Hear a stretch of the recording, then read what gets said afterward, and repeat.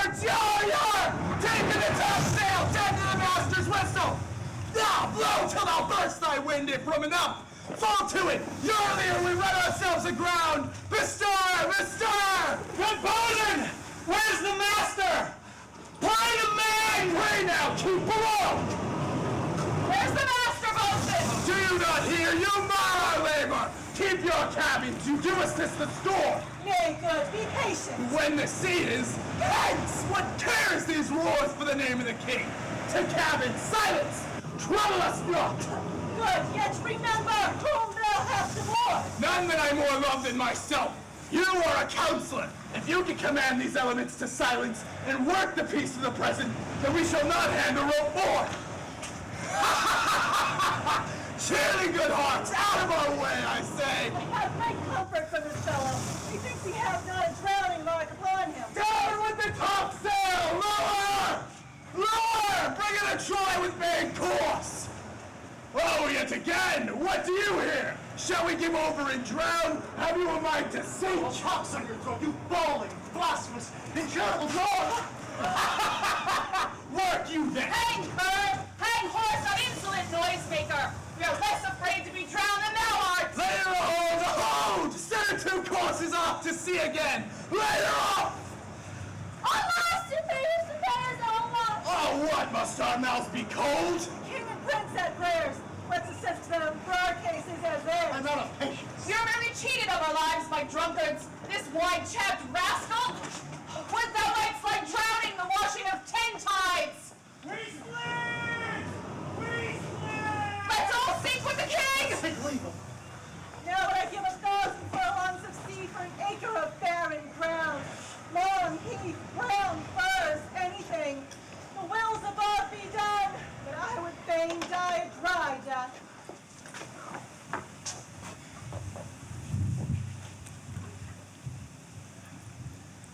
Tie your arm, my dearest mother. You put these wild waters in his flow, allay them.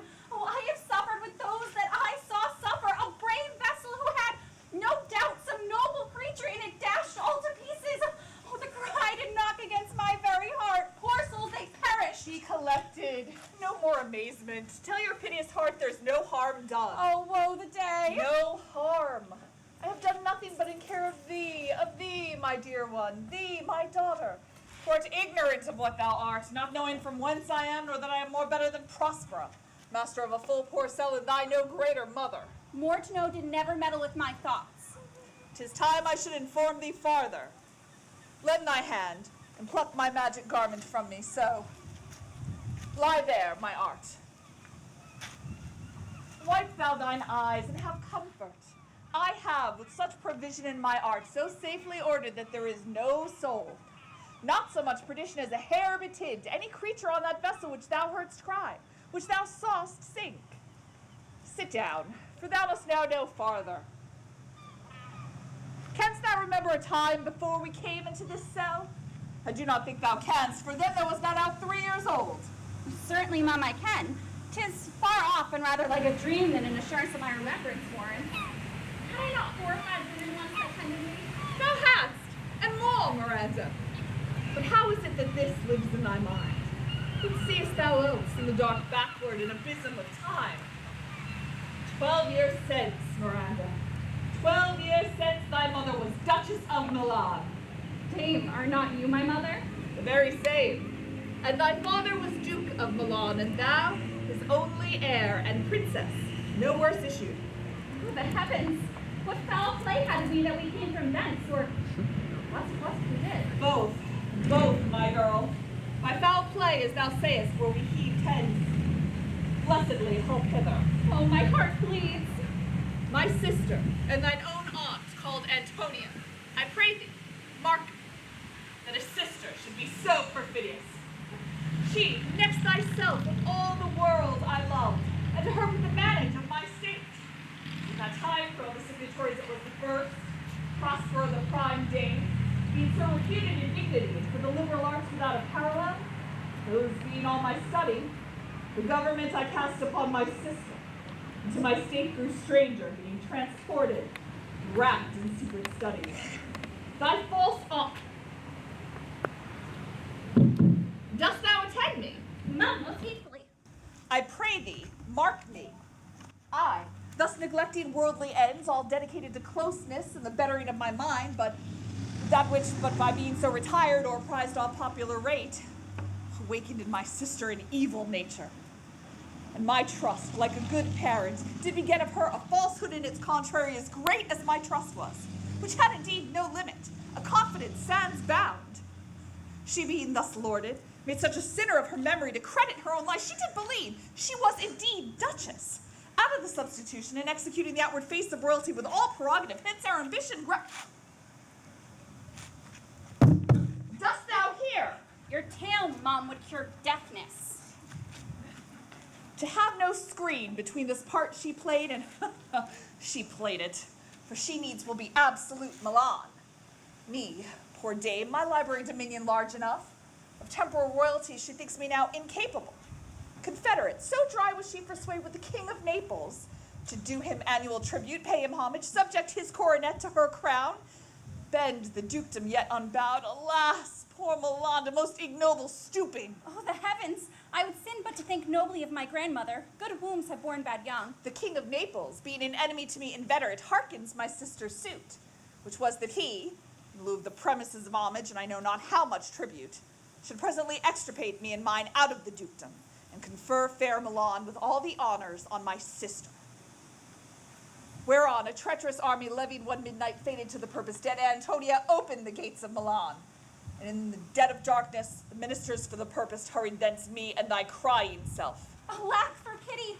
I, not remembering how I cried out then, will cry it over again. It is a hint that rings mine eyes to it. Wherefore did they not that hour destroy us? So dear the love my people bore me, nor set a mark so bloody on the business, but with colors fairer painted their foul ends. And few, they hurried us aboard a bark, bore us some leagues to sea where they had prepared a rotten carcass of a boat. Not rigged, nor tackle, sail, nor mast, the very rats instinctively had quit it.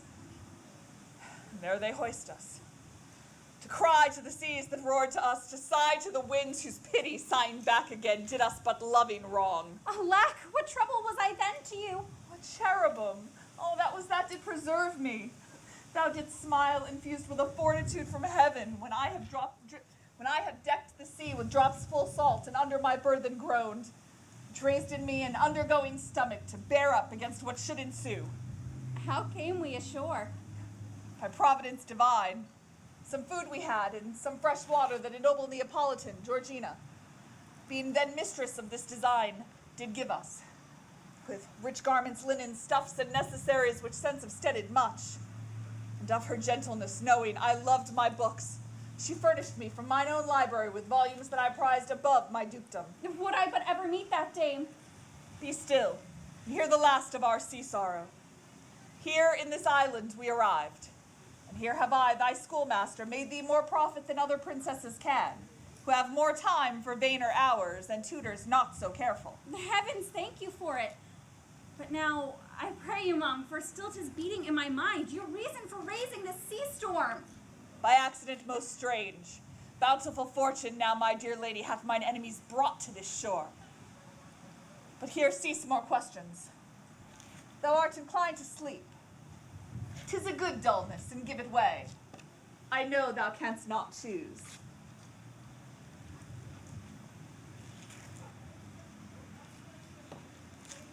Come away, my servants, come. I am ready now. Approach, my Ariel, come. All hail, great master! Great Dame, hail! I come to answer thy best pleasure, be it to fly, to swim, to dive into fire, to ride on the curled clouds, to thy strong bidding task, Ariel, and all mine quality. And hast thou, spirit, performed to point the tempest that I bade thee? Oh, to every article. I boarded the king's ship, now in the waist, now in the beak, on the deck, in every cabin. I flamed amazement and burn in many places. The yards and the bowsprit would I meet distinctly, then flame and join. Jove's lightnings, the precursors of the dreadful thunder, cracks more momentary and sight outrunning were not. The fire and sulphurous cracks and roaring most mighty Neptune seem to besiege and make his bold waves tremble. Yea, his dread trident shake. My brave spirit, And who was so firm, so constant, that this coil would not infect his reason? Not a soul but felt a fever of the mad and played some tricks of desperation. All but mariners plunged into the brine, quitting the vessel then all afire with me. The king's son, Ferdinand, with hair upstanding then like reeds, and not hair, was the first who leaped, cried, "Hell is empty and all the devils are here!" Why, that's my spirit. But was this not nigh shore? Oh, close by, my master. But are they, Ariel, safe? Not a hair perished. On their sustaining garments not a blemish, but fresher than before. And, as thou hast badest me, in troops I have dispersed them about the isle. The king's son have I landed by himself, cooling the air with sighs in this odd angle of the island, his arms in this sad knot. And the mariners? Say how thou hast disposed of all the rest of the fleet. Safely in harbor is the king's ship. In the deep nook there she's hid, the mariners all under hatches stowed. There have I charmed their ears and left them asleep. The rest bound sadly home for Naples upon the Mediterranean float, assuming they saw the king's ship wrecked and his great person perish. Ariel, thy charge exactly is performed, but there's more work. What is the time of the day? Is there more toil? Since thou dost give me pains, let me remember thee what thou hast promised that has not yet been performed me. How now? Moody. And what is it thou canst demand? Oh, my liberty! Before the time be out, no more. I prithee, remember I have done thee worthy service, told thee no lies, made thee no mistakings, served thee without grudge or grumblings.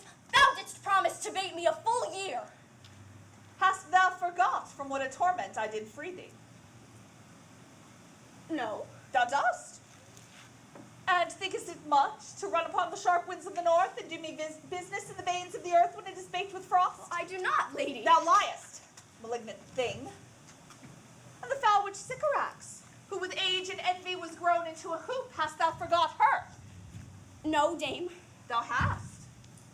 This damned witch, Sycorax, for mischiefs manifold and sorceries terrible to enter human hearing, from Algiers, as thou knowest, was banished. For one thing she did, they would not take her life. Was not this true? Aye, dame. This blue-eyed hag was hither brought with child, and here was left by the sailors. Thou, my slave, as thou reportest thyself, was then her servant. And as thou wast a spirit too delicate to act her earthy and abhorred commands, and in her most unmitigable rage, into a cloven pine, within which rift imprisoned thou didst painfully remain a dozen years, within which space she died and left thee there, where thou did vent thy groans as fast as mill wheels strike. Then was this island, save for the sun that she did litter here, freckled whelp, had born, not honored with a human shape. I, Caliban, her son. Dull thing, I say so. Yes, that Caliban whom now I keep in service. Thou best knowest from what a torment I did free thee. Thy groans did make wolves howl, penetrate the breasts of ever angry bears. It was a punishment to lay upon the damned, which Sycorax could not again undo. It was mine art, when I arrived and heard thee, made gape the pine and let thee out. I thank thee, master. If thou more murmurest, I will rend an oak and peg thee in his naughty entrails till thou hast howled away 12 winters. Oh, no, forgive me, master. I will be correspondent to command and do my spiriting gently. Do so. And after 2 days I will discharge thee. Oh, that's my noble master. Oh, what shall I do? What say you? What shall I do? Be thou like a nymph of the sea. Be subject to no sight but thine and mine, invisible to every eyeball else. Go take this shape and hither come in it. Go, hence with diligence.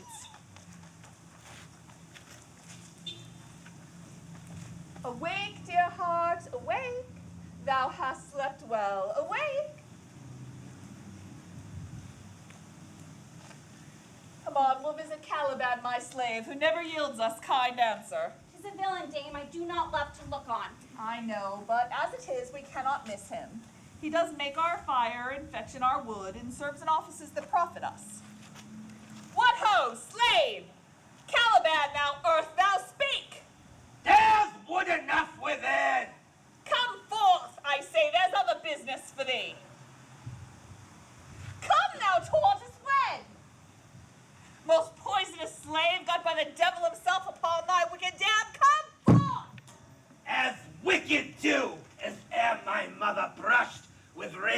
feather from unwholesome fen drop on you both, a southwest blow on ye, and blister you all over.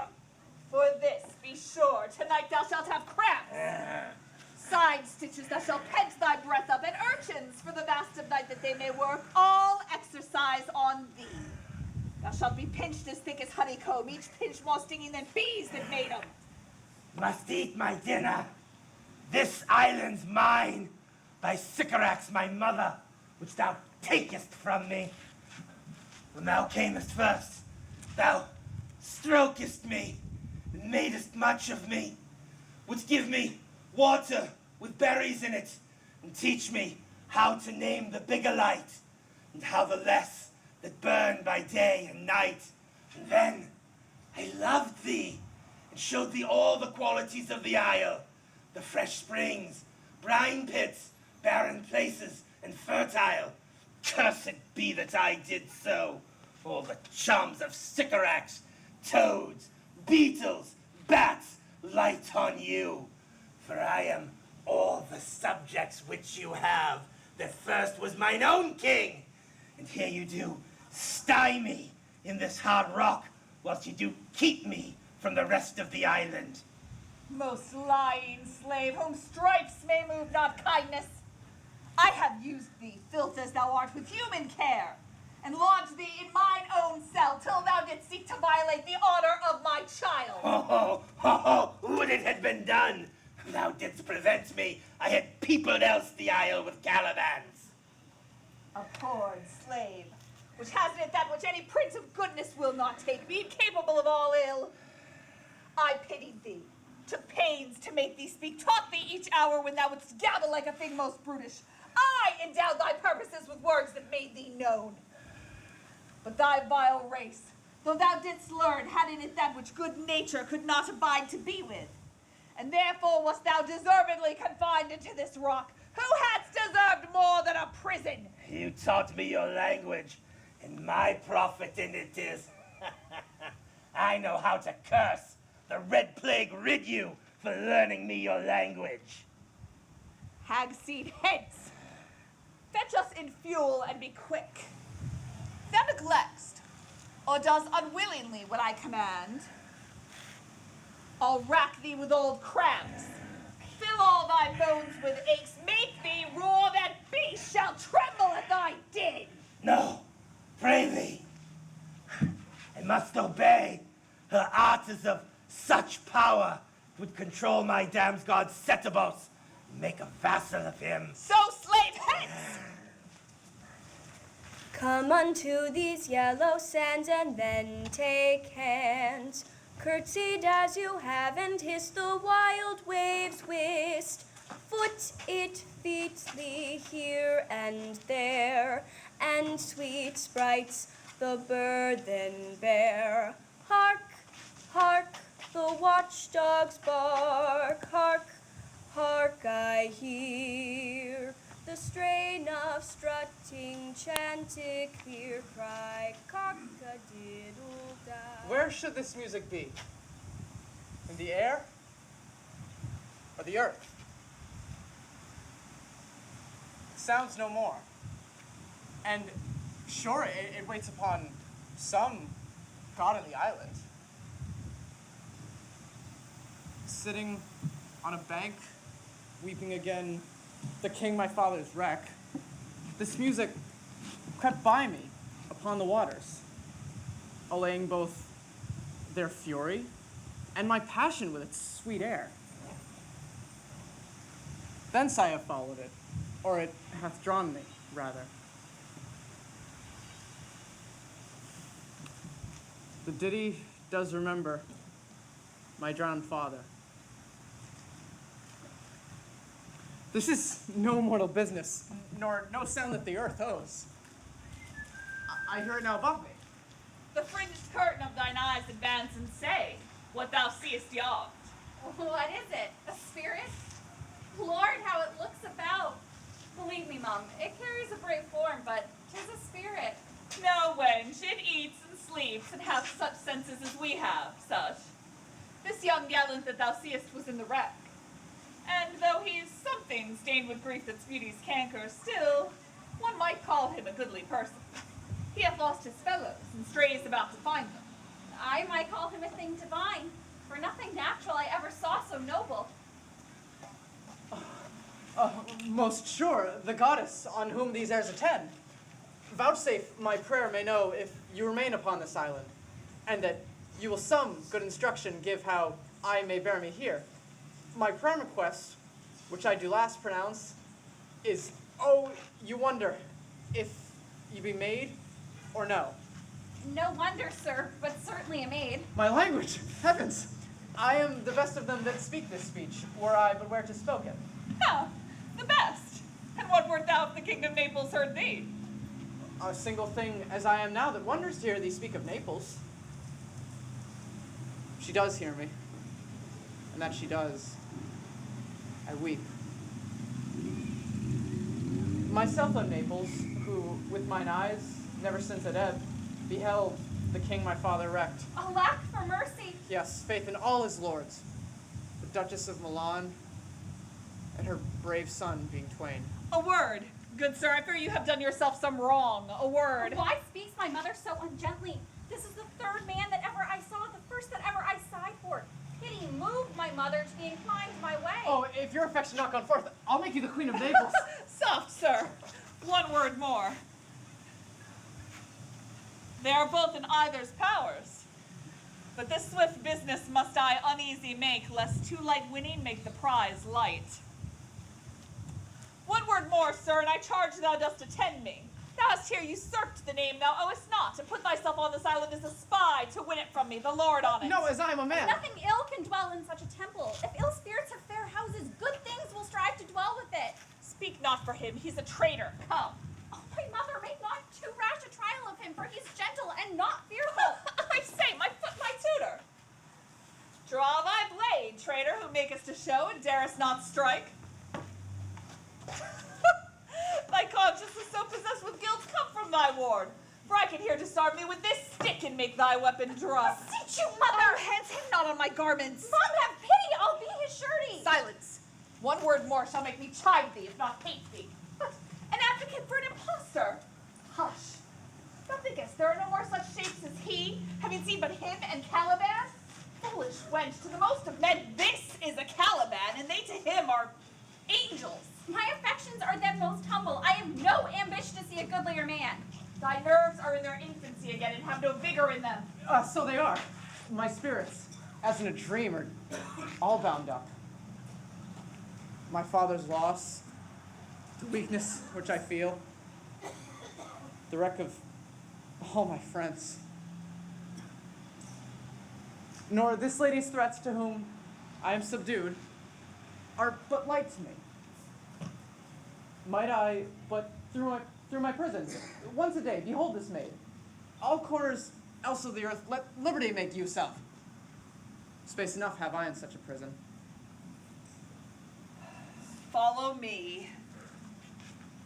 Thou hast done well, fine Ariel, but hark what thou else shall do me. Be of comfort. My mother's of a better nature, sir, than she appears by speech. This is unwonted which now came from she. Thou shalt be free as mountain winds, but then exactly do all points of my command. Oh, to the syllable. Come, follow. Speak not for him.